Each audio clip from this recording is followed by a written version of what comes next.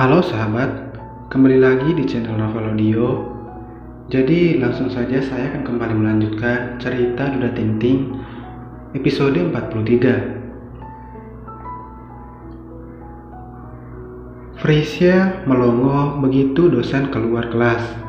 Bisa-bisanya ada satu temannya langsung berteriak begitu. "Guys, Pak Leo udah nikah." Terkejut, Frisia langsung berdebar rasanya. Ia terdiam duduk di baris kedua, dengan Anin di kanannya. Ia menoleh ke sana dan mendapati temannya itu hanya mengendikkan bahu. "Upload di Instagram semalam," teriak salah satu teman lainnya. "Kan, gue bilang juga apa, bulan lalu waktu Pak Leo upload foto gandengan tangan gitu, gue mikir pasti doi udah punya calon, cuma gak nyangka bisa secepat gini nikahnya. Apa sih, histeris banget." Beberapa yang kepo langsung mendekat ke asal keributan. Berdesakan ingin melihat ponsel seempunya sampai lupa kalau mereka bahkan bisa menilik dari ponsel masing-masing. Kadang para betina memang suka cari yang ribet, padahal ada yang gampang. Tapi jantung Frisia hampir copot rasanya saat gerombolan cewek-cewek dengan mata menyipit terarah kepadanya. "Di kelas kita ada yang jahat banget. Sumpah lo bener banget, tega-teganya dia sama kita. Gak usah ditemenin, kok bisa gak kasih kabar bahagia ke kita-kita?" "Loh, kok jadi salah paham begini?"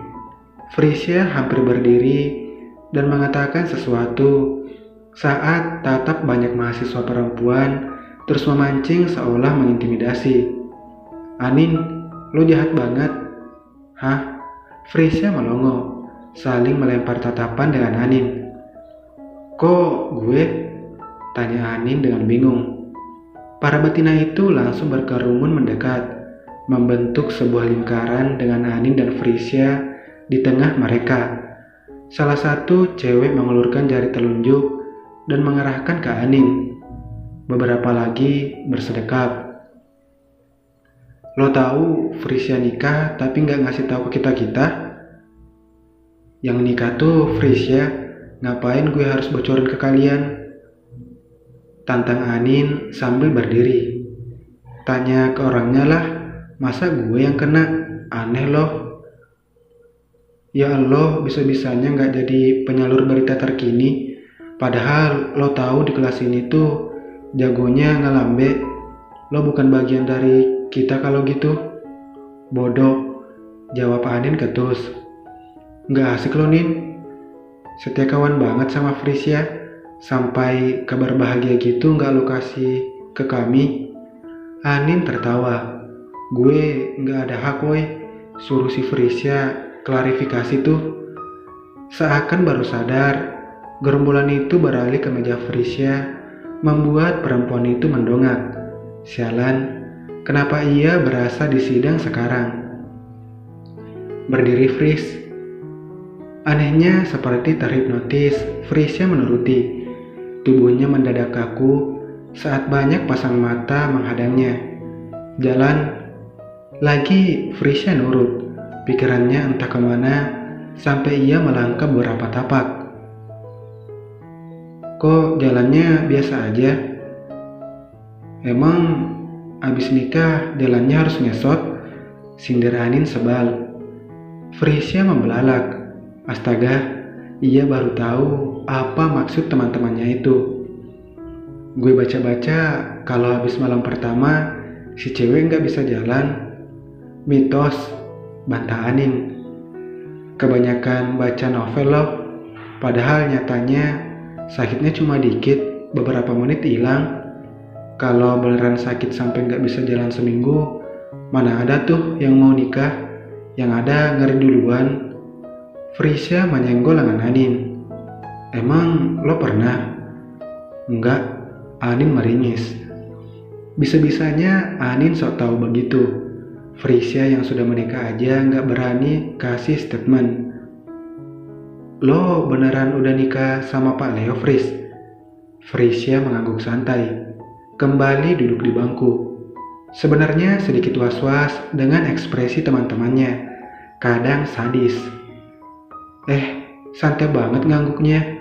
Gue kira mau pakai drama nggak ngaku. Frisia tertawa kali ini, memberanikan diri menatap semua orang yang sudah mulai menarik kursi, tapi tetap saja mengerbuginya. Ngapain nggak ngaku? Tanya Frisia balik. Gue emang udah nikah. Jahat nggak ngasih tahu. Bukan nggak mau ngasih tahu, biar kalian tahu sendiri aja. Lagian resepsinya 2 bulan lagi, nunggu libur semester. Tuh dengerin, tunggu aja undangannya. Nggak usah protes saja bisanya. Jangan nanya mulu, minta diundang. Tapi ngamplop ceban. Kalian mah. Anin mengatakannya sambil berdiri, menarik Frisia juga. Mulut lo, Nin. Frisia memutar bola matanya jenak. Berarti benar kabar lo pacaran sama Pak Leo waktu itu ya?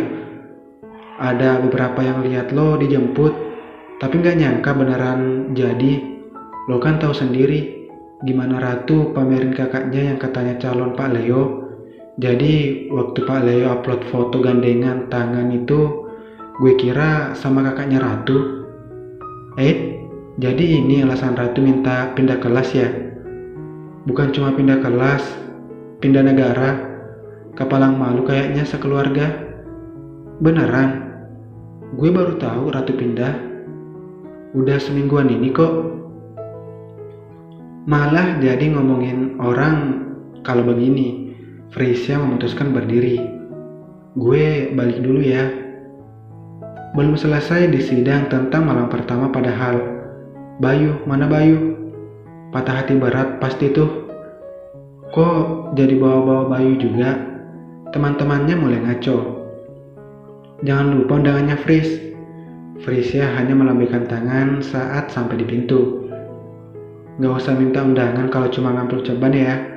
Anin ikut langkah Frisia. Enak aja, gak ceban juga. Tapi gopek. Scene berganti. Aduh, kok bisa ketinggalan sih? Frisia mencari-cari bra di gantungan kamar mandi. Perasaan tadi ia bawa sepaket dengan celana dalam dan piyama. Kok sekarang gak ada ya? Frisia terbiasa memakai baju di kamar mandi sejak di asrama. Dulu saat di rumah, ia hanya pakai handuk yang dililitkan atau pakai bedhop sehabis mandi dan langsung melenggang ke kamar. Sekarang sama halnya seperti di asrama, berada di tengah orang asing yang bukan keluarga membuatnya sedikit malu. Teman-temannya di asrama memang perempuan, tapi tetap ada rasa sungkan.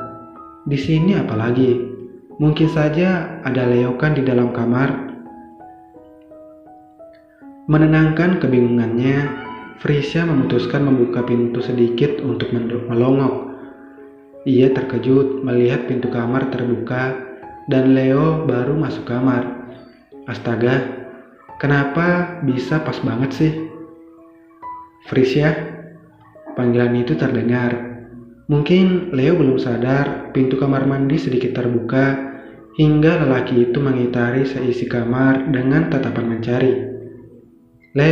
Boleh minta tolong? Leo yang sedang berjalan ke arah lemari terhenti. Saat itu juga matanya berbinar, mendapati apa yang dicari telah ditemukan. Apa sayang? Itu. Frisia menggigit bibir bawahnya gugup. Untung saja Leo tidak mendekat. Sangat tahu bahwa Frisia sedang tidak pakai apapun di balik pintu. Ada yang ketinggalan gak? Apa? Leo mengernyit. Sedikit mendekat walau belum sampai pada pintu. Aku baru pulang, gak tahu apa yang ketinggalan. Maksudku, tadi aku bawa pakaian ke sini, tapi ada yang ketinggalan.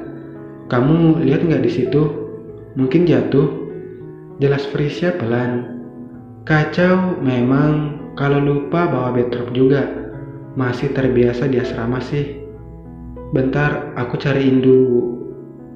Ucapan Leo terhenti saat matanya menangkap sesuatu. Ia melirik Frisya sebentar, lalu berjalan menuju lemari. Diambilnya sebuah benda yang Frisya cari tadi, jatuh tepat di depan lemari. Ini? Tanyanya. Frisya membelalak.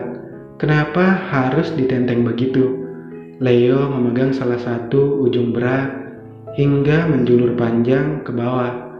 Sini. Leo tersenyum puas lalu berjalan ke arah Frisya. Bisa ia lihat Frisya berusaha meraih bra secepat mungkin hingga tangannya terjulur panjang keluar. Kalau saja Frisya sedang tidak mendapat tamu bulanan, Leo sudah masuk ke kamar mandi dan melakukan apa yang ingin ia lakukan hampir semingguan ini. Tidur berdua Frisya juga rasanya sedikit menyiksa. Saat hasratnya membumbung tinggi, tapi ia hanya mampu mencium saja. Itu masih lebih baik daripada ia kepalang tanggung. Leo memilih menunggu. Sedangkan Frisya di dalam kamar mandi berjejak sebal.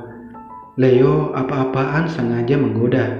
Tidak tahu apa kalau Frisya malu-malu mau. Ditolak tidak mungkin, diterima tidak bisa. Definisi menunggu itu melelahkan, ya begini, menunggu si tamu pulang. Keluar dari kamar mandi, Frisya tambah melotot mendapati pemandangan di depannya. Leo, kamu ngapain?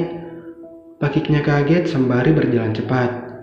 Leo duduk di lantai, tepat depan lemari dengan pintunya yang terbuka, mendongak dengan raut polos, seolah tidak merasa bersalah. Padahal dua tangannya sedang memegang beberapa bra milik Frisya dan menusuk cupnya dengan telunjuk. Gak ngapa-ngapain, cuma lihat ini, jawab Leo polos. Muka bayinya itu bekerja dengan sangat baik. Ngapain digituin? Suara Frisya meninggi. Jangan marah dulu, sini. Leo mendongak. Satu tangannya meraih jemari Frisya saat ikut duduk di lantai. Sini, aku mau tanya. Tanya apaan? Gerutu Frisya, tapi akhirnya nurut ikut duduk di samping Leo. Ternyata bentuknya gini. Leo terkekeh melihat bentuk beras secara detail. Ia jelas pernah melihat, tapi tidak pernah secara sengaja mengamatinya. Ini ada 3 pengait.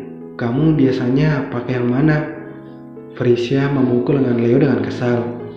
Gitu aja ditanyain. Kan buat latihan sayang, jawab Leo dengan nada kecewa saat Frisya tidak mau menjawab. Latihan ngelepas? Berasa gak pernah unboxing deh. Kelamaan gak diservis, jadi lupa gitu. Kok jadi servis? Leo garuk-garuk kepala. Udah, aku mau ngerjain tugas dulu, numpuk. Frisya berdiri. Kamu udah makan, Leh? Aku masak tadi. Belum makan, gak mau makan di luar. Kenapa? Tanya Frisya sambil berjalan ke connecting door. Ruangan itu biasanya ia gunakan untuk mengerjakan tugas. Kecanduan makanan istri. Frisya hanya tertawa menanggapinya. Leo ternyata sudah membuntuti. Aku ambilin makanan kalau lapar. Leo menggeleng. Nanti aja bareng kamu. Habis kamu selesai nugas, mandi aja kalau gitu.